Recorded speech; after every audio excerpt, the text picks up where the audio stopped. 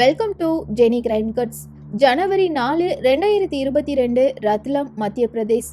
32 வயசான லால் சிங் மத்திய பிரதேசத்துல இருக்கிற ரத்னகேடா அப்படிங்கிற ஒரு சின்ன கிராமத்துல தன்னோட மனைவி மற்றும் 2 குழந்தைங்க கூட நிம்மதியான ஒரு வாழ்க்கையை வாழ்ந்துட்டு வந்திருக்காரு. விவசாய குடும்பத்தை சேர்ந்த இவரு டெய்லி தன்னோட பண்ணை நிலத்துக்கு போய் அங்க விளைஞ்சிருக்கிற பயிர்களுக்கு நீர் பாய்ச்சறத வழக்கமா வச்சிருந்திருக்காரு. அதே மாதிரி சம்பவம் அன்னைக்கு காலையில 8 மணிக்கு தன்னோட விவசாய தோட்டத்துக்கு போகும்போது பக்கத்து நிலத்துல வேலை பார்த்துட்டு இருந்த இன்னொரு விவசாயியான பன்வர்லால் கிட்ட கொஞ்ச நேரம் பேசிட்டு அங்க இருக்கிற பம்பு செட்டை நோக்கி நடக்க ஆரம்பிக்கிறாரு. இப்போ அந்த பம்பு செட்டு கிட்ட நின்ன அவரு அங்க இருந்த மோட்டார் ஸ்விட்ச ஆன் பண்ண அடுத்த நொடியே அந்த இடத்துல ஒரு அதிபயங்கரமான வெடி சத்தம் கேட்டிருக்கு. காது சவையே கிளிய வைக்கிற மாதிரி கேட்ட அந்த சத்தத்தோட வீரியத்தால மோட்டார் ஸ்விட்ச ஆன் பண்ண லால் சிங் அங்க இருந்து தூக்கி எறியப்பட்டிருக்காரு. கிட்டத்தட்ட அவர் நின்ன இடத்துல இருந்து 60 அடி டிஸ்டன்ஸ் தள்ளி இருக்கிற ஒரு குறிப்பிட்ட இடத்துல லால் சிங்கோட உடம்பு சதறி கடந்திருக்கு. குறிப்பா அந்த நபரோட தலையில ஒரு பகுதி கம்ப்ளீட்டா சதஞ்சிருந்திருக்கு. இது போக அவரோட இடது உள்ளங்கையும் பீஸா தெரிச்சிருந்திருக்கு. கண்ணிமைக்கிற நேரத்துல நடந்த இந்த கோர விபத்தை பார்த்து பக்கத்து நிலத்துல வேலை பார்த்துட்டு இருந்த பன்வர்லால் அதிர்ச்சியில ஃப்ரீஸ் ஆகியிருக்காரு. இப்போ வெடி சத்தம் கேட்டது ஒரு கிராமம் அப்படிங்கறனால அந்த கிராமத்தை சேர்ந்த எல்லாரும் யாருக்கு என்னாச்சுன்னு தெரியாம பதறி போய் சத்தம் கேட்டு அந்த திசையை நோக்கி ஓட ஆரம்பிக்கிறாங்க. அதே சமயத்துல லால் சிங்கோட சடலத்தை பார்த்து விழி பிதுங்கி நின்னுட்டு இருந்த பன்வர்லால் அந்த ஏரியா போலீஸ் ஸ்டேஷனுக்கு கால் பண்ணி நடுங்கின குரல்ல பேசும்போது அந்த வாய்ஸை கேட்ட போலீஸ் இது ஃபேக்கான கால் கிடையாது, அந்த நபர் சொல்றதெல்லாம் உண்மைன்னு புரிஞ்சுக்கிட்டு கொஞ்சம் கூட டிலே பண்ணாம கிரைம் ஸ்பாட்டை ரீச் பண்றாங்க. அதே சமயத்துல அங்க வந்த ஃபாரன்சிக் டீம் பம்பு செட் பக்கத்துல செக் பண்ணும்போது அந்த நபர் நின்ன இடத்துல வெடிகுண்டு தயாரிக்க யூஸ் பண்ற ஜெலட்டின் குச்சியும் சில டெட்டனேட்டரும் இருந்திருக்கு. இப்போ வெடிகுண்டு கனெக்ஷனை ரிமூவ் பண்ணக்கூடிய ஒரு டீம் அந்த இடத்துக்கு வந்து ஸ்விட்சோட ஜாயின் பண்ணி இருந்த அந்த கனெக்ஷனை ரிமூவ் பண்ணிருக்காங்க. ஆனா சுத்தி இருந்த கிராம மக்கள் எல்லாரும் தீவிரவாதி யாராவது உள்ள நுழைஞ்சி நம்மளோட கிராமத்தை அழிக்க பாக்குறாங்களா இப்படின்னு அவங்களுக்குள்ளேயே பேசிட்டு இருந்த அந்த டைம்ல போலீஸோட தாட் எப்படி இருக்குன்னா, ஒரு சாதாரண விவசாயிய வெடிகுண்டை வச்சு கொலை பண்ற அளவுக்கு யாருக்கு மனசு வந்தது? உண்மையாவே இது லால் சிங்குக்கு விரிச்ச வலையா இல்ல வேற யாருக்கும் விரிச்ச வலையில லால் சிங் சிக்கிட்டாரா இப்படின்னு பல விதமா யோசிச்சிருக்காங்க. கொலைக்கான காரணம் தெரிய வந்தப்போ போலீஸ் அதிகாரிகளே திகச்சு போயிருக்காங்க. அப்படி இந்த கேஸ் என்ன நடந்தது அப்படிங்கிற திகில் சம்பவத்தை பத்தி டீடைலா பார்க்கலாம் வாங்க. அதுக்கு முன்னாடி நம்ம சேனலை சப்ஸ்கிரைப் பண்ணாதவங்க மறக்காம சேனலை சப்ஸ்கிரைப் பண்ணி லைக் பண்ணுங்க. நீங்க தர ஒவ்வொரு லைக்கும் தான் உங்களோட ஆதரவை எங்களுக்கு தெரியப்படுத்தும். சோ மறக்காம வீடியோக்கு லைக் பண்ணி சப்ஸ்கிரைப் பண்ணுங்க.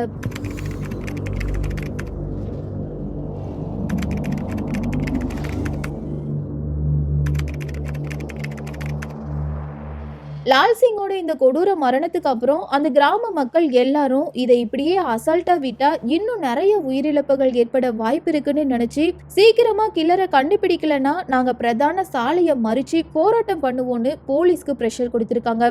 மறுபக்கம் போலீஸ் இந்த கேஸ்ல உள்ள கில்லரை கண்டுபிடிக்க எந்த அளவுக்கு மும்முரம் காட்டினாங்களோ அதே அளவுக்கு இந்த நியூஸ் மத்திய பிரதேஷ் ஃபுல்லா ஸ்ப்ரெட் ஆகி அங்க இருக்கிற கலெக்டர் மற்றும் பெரிய பெரிய ஆபீசர்ஸ் இப்படின்னு இவங்க எல்லாரும் இந்த கேஸை உடனடியா சால்வ் பண்ண சொல்லி அவங்க சைட்ல இருந்தும் போலீஸ்க்கு பிரஷர் கொடுத்திருக்காங்க.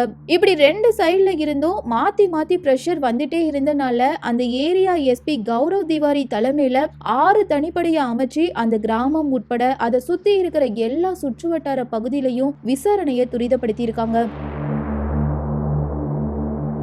முதற்கட்டமா பாதிக்கப்பட்ட லால் சிங்கோட மனைவி கிட்ட உங்க ஹஸ்பண்டுக்கு யார் மேலேயாவது முன்பகை இருக்குதா அல்லது சொத்து விஷயமா உங்க குடும்பத்துக்குள்ள ஏதாவது பிரச்சனை போயிட்டு இருக்கா இப்படின்னு பல ஆங்கிள் பல கேள்விகளை கேட்கும் போது அந்த லேடி என் ஹஸ்பண்டுக்கு யார் மேலேயும் பகை கிடையாது, சோ எனக்கு யார சந்தேகப்படுறதுன்னே தெரியல சார்னு சொல்லியிருக்காங்க. சோ அந்த ஏரியாவோட எஸ்பியான கௌரவ் திவாரி மஃப்டில சில போலீஸ் அதிகாரிகளை அந்த கிராமத்துக்கு அனுப்பி அங்க என்ன நடக்குதுன்னு 24 மணி நேரம் கண்காணிக்க சொல்லி உத்தரவு போடுறாங்க. கிட்டத்தட்ட 3 நாட்களா நைட்டு பகல்னு பார்க்காம கில்லரை கண்டுபிடிக்கிறதுல மட்டும் குறியா இருந்த மஃப்டி போலீஸ் அந்த கிராம மக்கள் அவங்களுக்குள்ளேயே பேசின ஒரு முக்கியமான விஷயத்தை உன்னிப்பா நோட் பண்றாங்க.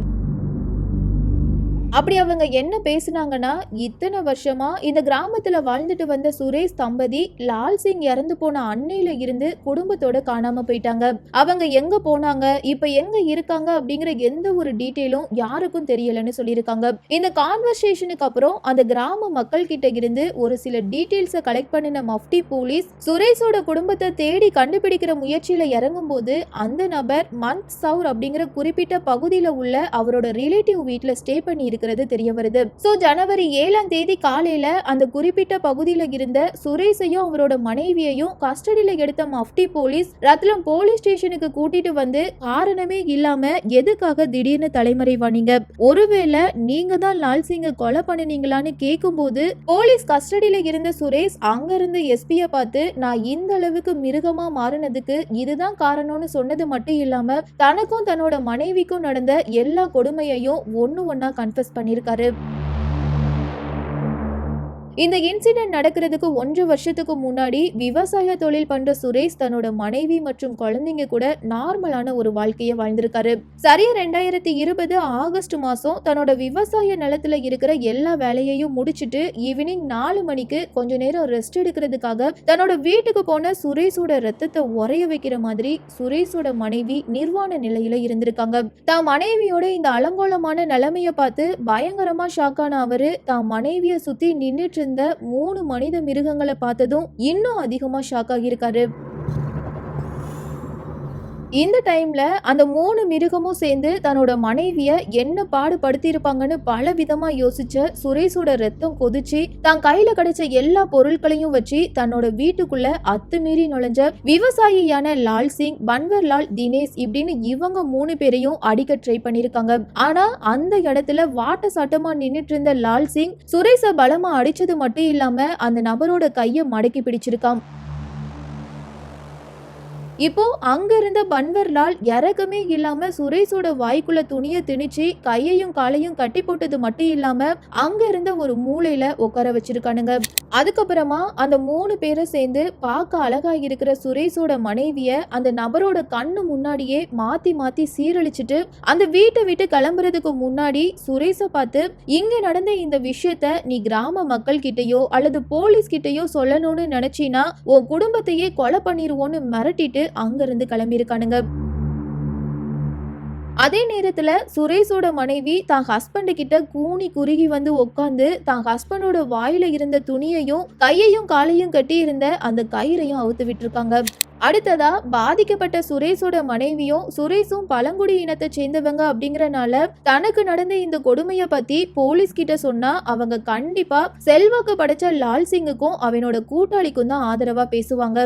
சோ தன்னோட மனைவிய தான் கண்ணு முன்னாடியே நாசமாக்குன அந்த மிருகங்களுக்கு நரக வேதனையை கொடுத்து சாகடிக்கணும்னு நினைச்ச சுரேஷ் தன்னோட மனைவிக்கு நடந்த எல்லா கொடூரத்தையும் அந்த கிராம மக்கள் கிட்டையும் போலீஸ் கிட்டையும் சொல்லாம இருந்திருக்காரு. இப்போ தான் மனைவிய சதைச்ச அவங்கள எப்படி பழிவாங்கலான்னு பல நாளா யோசிச்சு கடைசியில வெடிகுண்டை வச்சு அவங்க 3 பேரையும் கொலை பண்ணணும்னு பிளான் போட்டிருக்காங்க. ஆனா வெடிகுண்டை எப்படி தயாரிக்கிறது, அதை எப்படி கனெக்ட் பண்றது இப்படின்னு எதுவும் தெரியாம முழிச்சிட்டு இருந்த சுரேஷ் யூடியூப்ல சில வீடியோஸ் பார்த்து வெடிகுண்டு தயாரிக்க தேவையான சில பொருட்களை வாங்கி ஒரு வெடிகுண்டை உருவாக்கி இருக்காரு. ஃபர்ஸ்டா தான் தயாரிச்ச அந்த வெடிகுண்டை வச்சு பன்வர்லால கொலை பண்ணணும்னு நினைச்ச சுரேஷ் 2021 ஜூன் மாசம் யாருக்கும் தெரியாம பன்வர்லாலோட விவசாய நிலத்துக்கு போய் அங்க இருந்த மோட்டார் பாம் பக்கத்துல தான் தயாரிச்ச அந்த வெடிகுண்டை புதைச்சி அதை ஸ்விட்சோட கனெக்ட் பண்ணிருக்காரு. இதை பத்தி எதுவும் தெரியாத பன்வர்லால் அந்த மோட்டார் ஸ்விட்சை ஆன் பண்ண அடுத்த செகண்டே அந்த பாம் வெடிச்சிருக்கு. ஆனா அந்த மருந்தோட பவர் கம்மியா இருந்தனால அந்த நபருக்கு தலையில மட்டும் காயம் ஏற்பட்டு 1 மாசம் தெளிவான பார்வை இல்லாம கஷ்டப்பட்டிருக்காரு. பன்வர்லாலுக்கு வச்ச குறி சரியா வராதனால சக்தி வாய்ந்த வெடிகுண்டை எப்படி தயாரிக்கலான்னு மறுபடியும் யூடியூப்பை பார்த்து வெடிகுண்டு தயாரிக்கிறதுக்காக இன்னும் சில பொருட்களை அதிக பணம் கொடுத்து சட்ட விரோதமா ஒரு நபர்கிட்ட இருந்து வாங்கியிருக்காங்க. பன்வர்லாலுக்கு நடந்த அந்த விபத்தை பத்தி எல்லாரும் மறந்ததுக்கு அப்புறம், அதாவது 6 மாசத்துக்கு அப்புறம் தன்னோட அடுத்த குறிய வாட்ட சாட்டமா இருந்த லால் சிங்குக்கு வச்சிருக்காரு. சரியா 2022 ஜனவரி 4ஆம் தேதி அதிகாலையில லால் சிங்கோட விவசாய நிலத்துக்கு போன சுரேஷ் தான் தயாரிச்ச அந்த வெடிகுண்ட மோட்டார் பம்ப் பக்கத்துல பிக்ஸ் பண்ணினதுக்கு அப்புறம் அதை ஸ்விட்சோட கனெக்ட் பண்ணி பன்வர்லால கொலை பண்ண ட்ரை பண்ணின அதே மெத்தடை யூஸ் பண்ணிருக்காரு. ஆனா இந்த முறை அது சக்தி வாய்ந்த வெடிகுண்டா இருந்தனால அந்த வெடிகுண்டு வெடிச்ச அந்த குறிப்பிட்ட இடத்துல மட்டும் 4 அடி ஆழத்துல ஒரு பள்ளம் விழுந்தது மட்டும் இல்லாம 60 அடி தூரத்துல லால் சிங்கோட சடலம் சதறி கடந்திருக்கு. இந்த இன்சிடென்ட்டுக்கு அப்புறம் எப்படியாவது மீதி இருக்கிற அந்த 2 மிருகத்தையும் சீக்கிரமா கொலை பண்ணிடணும்னு சுரேஷ் வெயிட் பண்ணிட்டு இருந்த அந்த டைம்ல தான் போலீஸ் அந்த நபரை அரெஸ்ட் பண்ணிருக்காங்க.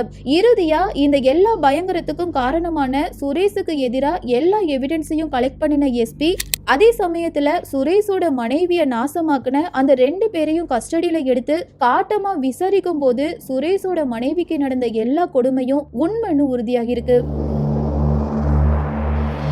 அடுத்ததா ரேப் கேஸ்ல சம்பந்தப்பட்ட பன்வர்லால் மற்றும் தினேஷை அரெஸ்ட் பண்ணின போலீஸ் கில்லரான சுரேஷையும் அந்த நபருக்கு சட்டவிரோதமா வெடிபொருளை விற்பனை பண்ணின இன்னொரு குறிப்பிட்ட நபரையும் அரெஸ்ட் பண்ணி ஜெயில் அடைச்சிருக்காங்க.